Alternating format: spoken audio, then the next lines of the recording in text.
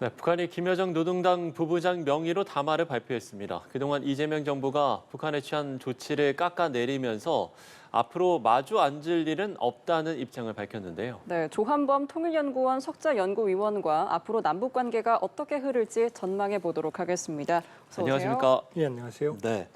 자, 앞서 리포트도 보셨습니다만 이재명 정부의 대북 정책에 대해서 북한의 첫 반응이 나왔습니다. 김여정 노동당 부부장의 담화인데 일단 시점을 좀 살펴봐야 될 것 같습니다. 지금 이제 이재명 정부 출범 50여일 만에 나온 담화거든요. 이 시점은 어떻게 봐야 되겠습니까? 보통 북한이 통상적으로 하는 행태예요. 그러니까 미국이나 네. 한국에서 새로운 정부가 출범하면 일단 지켜봅니다. 어떤 스탠스를 지니는지를. 50일 동안, 그러니까 이번 김여정 담화도 보면 다 지켜봤다. 네. 이런 대목들이 나오거든요.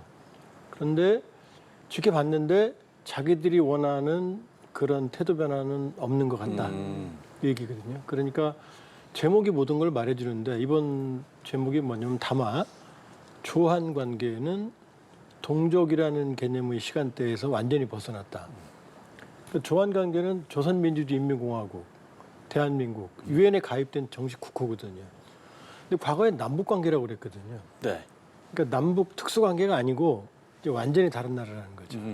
그리고 동족이라는 개념에서 벗어났다. 이제 같은 민족 아니라는 거죠. 그러니까 김정은 위원장이 지난해 1월 최고인민회의 그 직전 지지난해 12월에 전원회의에서 했던 얘기를 그대로 말하는 겁니다. 그러니까 남북은 다른 나라다. 그러니까 남북 관계는 잊어라라는 얘기입니다. 그러니까 두 가지 의미가 있죠. 남북 관계는 절대 안 나온다. 그러나 만일에 다른 나라로 인정을 하면 일종의 외교 관계라면 나오겠다. 이 얘기입니다. 네, 내용을 좀 더 구체적으로 살펴보면요. 이재명 정부가 어떤 정책을 수립하고 어떤 제안을 하든 흥미없다. 또 마주 앉을 일도 없다라는 이제 입장을 내놨는데 공식 입장이라고 못을 박았습니다. 그러면 이제 김 위원장의 좀 의중이 반영됐다라고 보면 되겠습니까? 당연하죠. 그러니까 이게 어떤 행보냐면 이제 우리 통일부 국정원장을 북한 전문가를 앉혔어요. 이정석 박사를. 그다음에 정동영 통일부 장관, 이 과거 남북 정상회담 기속에 관여했던 인물이거든요. 네. 이게 이제 이재명 정부의 의지거든요. 남북 관계 개선에 대한. 그리고 정동영 장관은 이 임명자로서 첫날 출근하면서 통일부 명칭도 바꿀 수 있다라고 했고, 국정원은 이제 대북 그 방송까지 중단했잖아요. 그러니까 이런 상황에 대해서 그동안 지켜보다가 네. 그러니까 북한에는 이제 예를 들면은 일단 대변인 논평 같은 게 있고 담화 같은, 그다음에 대변인의 공식 논평이 있고 국방부 외무성, 지금 이제 통전부나 조평통은 없어졌으니까, 그리고 최선희 같은 인물들, 그리고 가장 위가 담화가 지금 김여정이에요. 그러니까 대미 대남 이 담화의 최고봉이 김여정이거든요. 김여정 말은 김정은 말이라고 볼 수 있죠. 그러니까 김정은 위원장의 의중에 100% 실린 거다. 우리 정부의 유화 조치에도 불구하고 심지어 통일부 장관 이제 취임했습니다만 정동영 장관 그 후보자 시절에 북한이 주적이냐 그랬을 때 이 화해 협력의 대상이 주요한 위협은 맞다. 그러나 화해 협력의 대상이 되고 주적 개념은 우회했거든요. 근데 김 위원장이 23일 날 포병 사격 훈련장 가서 주적 개념을 강조했거든요. 포병의 사거리는 길어봐야 60km예요. 30에서. 그럼 그 포를 쏘는 데는 당연히 우리거든요. 거기서 우리 유화 조치에 대해서 주적 개념을 얘기했고, 이어서 이제 김여정 부부장이 나왔으니까 이건 이어진 흐름이죠. 이제 조한이라는 그런 명칭을 썼고 남북 관계라는 표현을 쓰지도 않았고, 뭐 앞서 이야기를 해주신 대로 어떤 동족의 이제 개념을 넘어섰다라고 이야기를 했다고 한다면, 과거에 이제 그 새 정부 출범했을 때 이런 담화가 나왔을 때와 어떤 수위를 비교했을 때는 이게 좀 수위가 높다라고 봐야 되는 겁니까? 그러면? 그러니까 표현 김여정 부부장 원래 말이 거칠죠. 상당히. 근데 거기에 비해서는 매우 절제돼 있고 자기들의 진심을 전달하는 것 같아요. 네네. 이 비난보다는 일종의 요구 조건들이 많이 들어있는 거죠. 그런데 이제 윤석열 정부 출범한 이후에는 거의 뭐 욕에 가까운 담화가 나왔거든요. 근데 거기에 비하면은 이 표현은 상당히 순화돼 있다. 뭐 크게 비꼬지도 않아요. 네. 그런데 내용은 우리가 받아들일 수 없는 내용이죠. 헌법에 우리는 평화 통일을 규정하고 있고 지금 아무리 통일에 대한 무관심이 커져간다고 그러지만 완전히 다른 나라고 통일을 안 한다. 이건 국민 정서가 받아들이기 어렵거든요. 근데 지금 그걸 요구하는 거거든요. 네. 조한 관계, 이제 국가 대 국가 관계, 그다음에 동족이 아니다라는 거거든요. 이 두 개는 사실은 북한 주민도 못 받아들여요. 왜냐하면 김 위원장이 지난해 그렇게 말했지만 또 조치도 취했어요. 뭐 삼천리 북한 애국가에서 빼고 애국가 명칭도 바꿔버리고 조평통, 그다음에 통전부 다 없애버렸거든요. 네. 그런데 중요한 건 주민들한테는 단 한 차례 설명도 안 했어요. 조선중앙텔레비전이나 노동신문에서 단 한 차례 관련 설명 보도도 없었어요. 왜냐하면 조국 광복 그러면은 이건 김일성이고 김일성의 유언이 통일이거든요. 심지어 6.25도 조국 해방 전쟁이라고 그러거든요. 조국 해방이면 한반도 전체거든요. 근데 남쪽은 아니라는 얘기거든요. 그러니까 지금 배턴은 났는데 조치는 취하고 있는데 주민들한테 설명을 못 해요. 그 단둥이나 이런 쪽에 있는 북한 주민들한테 들려오는 얘기를 보면 이제 접할 거 아니겠어요? 그러면 뭐 니는 통일 안 한다며? 민족 개념 없다며? 그러면은 입 딱 다물고 말을 못 해요. 왜냐하면 설명 논리가 없거든요. 이건 김일성과 김정일의 유언을 부정하는 거거든요. 근데 그걸 지금 뱉어놓고 우리 보고 지금 받으라고 하니까 우리로서는 받을 수가 없죠. 그러니까 대화에 나가도 지금 외교 관계로 지금 접근을 할 거예요, 우리한테. 네. 우리도 딜레마죠. 네, 또 한 가지 눈에 띄는 게 10월 말에 경주에서 열리는 에이펙 정상회의에 김 위원장을 초청할 수 있다는 전망에 대해서 헛된 망상이다라고 일축을 했습니다. 근데 사실 애초부터 좀 가능성이 낮다라는 분석도 나왔는데 이 부분은 좀 어떻게 보세요? 그러니까 김여정을 보면 너무 앞서가요. 지금 초청도 안 했거든요. 그냥 설일 뿐이고 정부는 검토도 안 하고 있는데 네. 근데 지금 낭설이다. 뭐냐면 이제 입장을 강조하는 거죠. 그런 조치 갖고는 안 된다. 예. 지금 대북방송 중단, 그다음 뭐 개별 관광 중단, 네. 확성의 방지 이거 다 얘기했어요. 지금 일일이 거명하고 그걸 또 성의 있는 노력이라고까지 얘기를 했어요. 그러나 지금 말씀드렸던 근본 문제, 김 위원장이 제안한 한반도의 적대적 이국가론 이걸 수용하라. 제가 보기엔 아마 적대적 이국가론에서 적대적은 뗄 수도 있을 것 같아요. 왜냐하면은 그 이제 윤석열 정부 때 대북 강경책에 대한 대응이었고 지금 적대 관계는 본인들도 부담이거든요. 왜냐하면 안보 고비용 구조니까 러시아에 대한 군사협력을 하는 상황에서. 그러니까 적대적이라는 것까지는 이제 뗄 수 있어 보이는데 네. 그러나 이국가로는 양보 안 하겠다는 거거든요. 그러니까 완전한 타국 관계를 수용을 해라라는 얘기를 이제 반복적으로 강조하는 거죠. 예. 김여정 부부장이 한미연합훈련도 지목을 했잖아요. 그런데 정두영 장관이 다음 달 예정된 한미연합훈련과 관련해서 이 대통령에게 조정하는 방안을 건의할 생각이다 이렇게 밝혔는데 이것도 이제 관련이 있다라고 보면 되겠습니까? 이제 그게 이렇게 몇 주 안 남은 상황에서 조정도 가능한지 이 부분도 좀 궁금하기도 하고. 일단 물리적으로 어렵죠. 그렇군요. 왜냐하면 네. 연합훈련이 오늘 결정해서 내일 하는 게 아니고 지금 병력 이동부터 다 짜여져 있거든요. 네, 갖고. 네. 예를 들면 지금 한반도에 오는 병력들 이동 경로, 그다음에 이제 항공편으로 오는 사람들 예약까지 다 끝났거든요. 그러니까 뭐 어느 정도 그 융통성이 없는 건 아니지만 네. 지금 얼마 남지 않은 상황에서 이걸 조정한다. 그러니까 안타까운 심정으로 김여정 부부장이 담화에서 한미연합훈련을 비판을 했거든요. 그리고 문재인 정부, 트럼프 정부, 트럼프 일기 때 이제 연합훈련을 중단한 사례도 있으니까. 네. 그리고 북한이 호응했거든요. 그러나 지금은 그때와 다르다. 지금은 북한이 이미 완전히 이국 관계를 선언했고 분명히 이게 공식 입장이라고 말했거든요. 근데 연합훈련 중단한다고 뭐 자신들 입장을 바꾼다? 가능성은 높지 않죠. 그러니까 이제는 우리도 전공법으로 나가야죠. 우리가 양보할 수 없는 건 양보할 수 없는 겁니다. 물리적으로 좀 어렵다고 말씀해 주셨는데 만약에 그래도 제안을 했을 때 미국의 반응은 좀 어떨까요? 그건 이제 모르죠. 왜냐하면 트럼프 대통령이 김정은 만나고 싶지도 않다니 나 있거든요. 지금 러우 전쟁 보면 큰 흐름은 시전으로 가고 네. 중동도 이제 마무리돼가는 상황이거든요. 관세 후폭풍도 이제 길어야 한 달일 거고 한두 달. 그럼 남는 게 지금 북한이거든요. 이미 뭐 그 뉴욕 채널을 통해서 러브레터 친서 보냈다고 그러고. 그러니까 일반적인 정부라면은 쉽지 않겠죠. 그러나 트럼프 체제에서는 모든 게 가능하거든요. 트럼프 뉴노멀이거든요. 그 트럼프 대통령 자기의 정치적 이해관계 이익이 된다고 생각하면 파격적인 조치도 할 수 있거든요. 거기다 안보 경실론자에 가깝거든요. 그러니까 만일에 그렇게 해서 김정은과의 2라운드가 가능하다고 판단하면 받을 수도 있죠. 예, 그러나 예. 실무적인 물리적인 입장에서는 한국 국방부와 미국 국방부는 받아들이기 좀 어려운 상황이죠. 네. 네.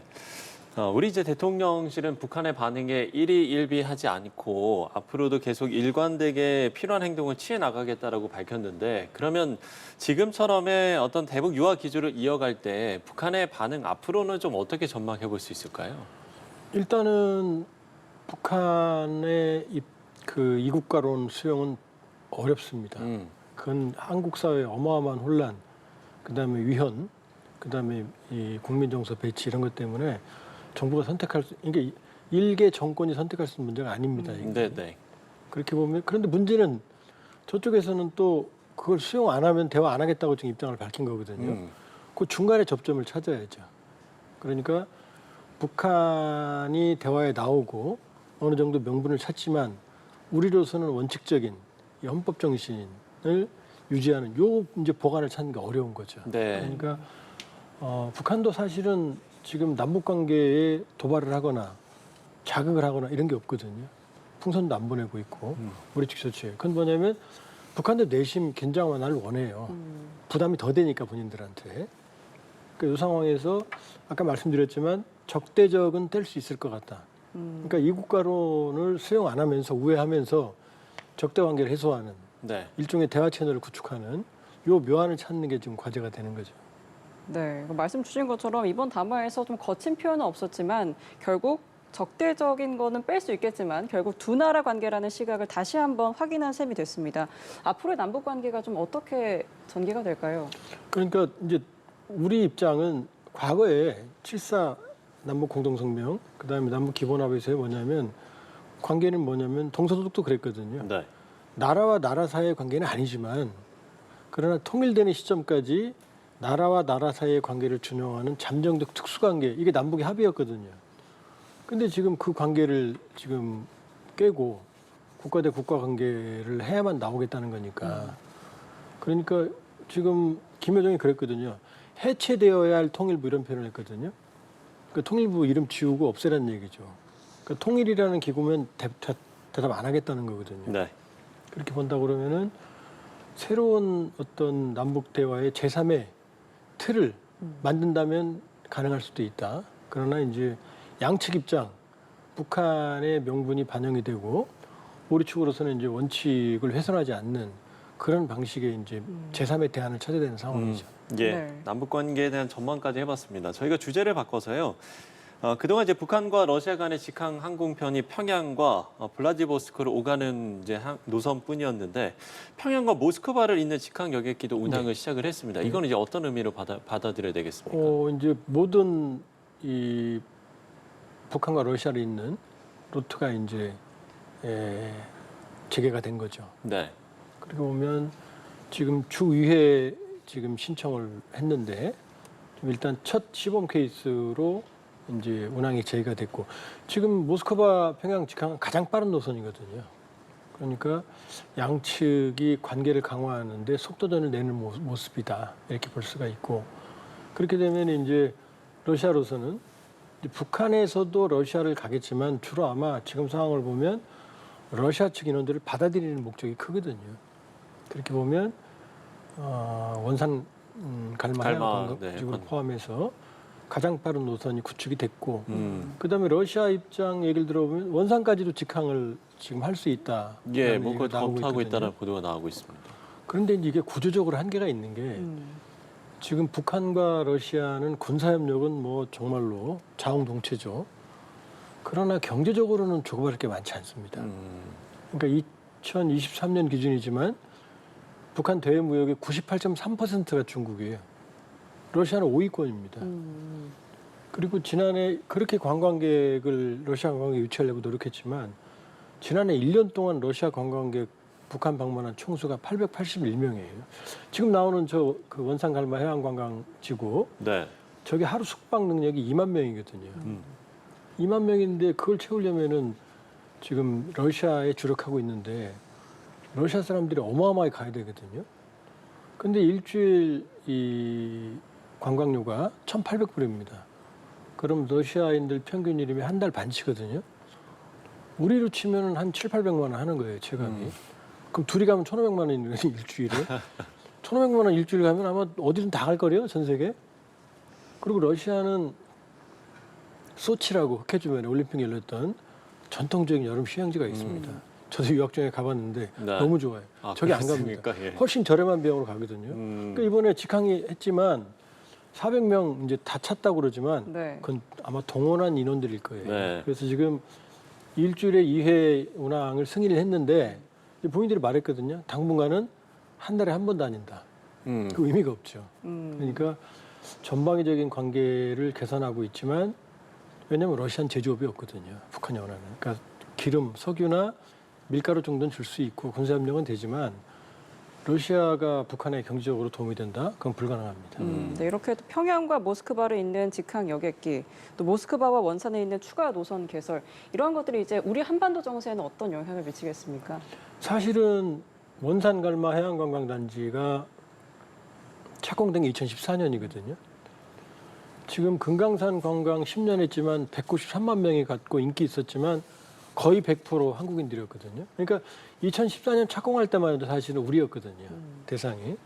근데 우리하고 아까 초반부에 말씀드렸지만 관계를 단절하면 관광객 채울 수가 없어요. 네.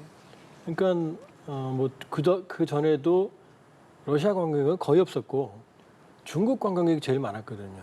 근데 중국 관광객들도 돈 있는 사람들은 뭐 한국, 일본, 유럽, 미국까지 북한 안 가거든요. 그러니까 동북 삼성에 여유가 없는 사람들이 주로 외국 간다는 기분으로 북한 가고 가도 돈을 거의 안 썼다고 그래요. 옥류관 냉면 한번 사 먹지 않았다고 합니다. 근데 그러니까 지금 사실은 북한 입장에서는 저 어마어마한 2만 명 숙박을 해결하기 위해서는 우리가 절실히 필요한데 지금 남북 관계를 끊어버리니까 자기 발등을 찍어버린 상황이거든요. 네.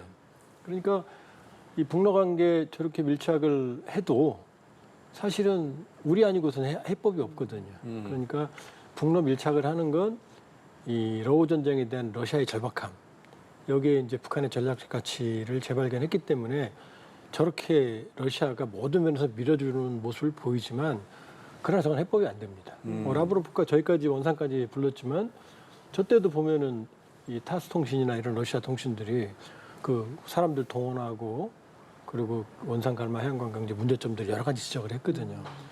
제가 아는 그 러시아 친구들도 갈 생각 없답니다. 그러니까 이 양측이 그러니까 사실은 저게 2만 명 숙박이고 2019년 완공 예정이었거든요. 네네. 자본주의였다면 자본 잠식이 다 끝났어요. 파산한 겁니다. 그리고 저 어떻게 동원하겠습니까? 뭐 내국인으로는 절대 안 되죠. 그다음에 또 하나 원산갈마 관광단지 바로 뒤에가 비행장이거든요. 저 2만 명 운영하려고 그러면 하루에 수십 대 항공기가 뜨고 내리는데 그 시끄러워서 호텔에서 자겠어요? 그러니까 설계부터 사실 문제가 많은 거죠. 네, 그렇군요. 북중 관계 좀 짧게 짚어봤으면 좋겠는데 김 위원장이 정전협정 체결 72주년을 기념해서 6.25 전쟁 참전 중국군을 추모하는 우이탑을 찾아 헌화를 했습니다. 그런데 이제 여기서 어떤 이제 특별한 언급이 없어서요. 북중 관계는 또 북러 관계랑은 계속해서 좀 다른 추세로 가고 있는 것 같아요. 그러니까 북러가 밀착하면서 북중 관계는 나빠졌거든요. 네. 올 1월을 취하겠는데 최근엔 좀 복원의 움직임이 있어요. 그럼에도 불구하고 냉랭하다. 그러니까 단둥에 있는 중국 그 무역업자들이 북한에 못 들어가요. 허가를 안 해줬어. 그러니까 관계 개선 움직임은 보이고 있지만 네. 아직은 시기상조인 것 같다 이렇게 볼 수 있어요. 네, 알겠습니다. 여기까지 조한범 통일연구원 석좌연구위원과 함께 또 남북관계에 대해서 이야기 나눠봤습니다. 오늘 말씀 고맙습니다. 고맙습니다.